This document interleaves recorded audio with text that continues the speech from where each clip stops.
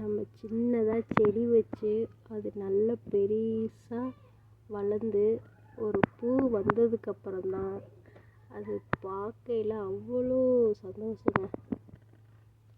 பாருங்க எவ்வளோ பெரிய மொட்டு விட்டு மலர்ந்துருக்கு, இன்னும் மலரும். அதே மாதிரி இன்னொரு மொட்டு வந்துருக்குது. இது சம்மர் முடிய போகுது. இது அப்படியே இன்சைடில் வச்சு வளர்ந்துருமா, அப்படியே வளருமா, இல்லை அப்படியே காஞ்சி போயிருமாங்கிறது சந்தேகமாக இருக்குது. பார்ப்போம். இதெல்லாம் மொட்டு தான் வந்திருக்குது, இன்னும் மலரல. இங்கே இருக்க செடியும் நல்லா பூ வந்திருக்கு, நல்ல பெரிய பூ. சின்ன சின்ன மொட்டு வந்து பூவாக மலர்ந்துருக்கு.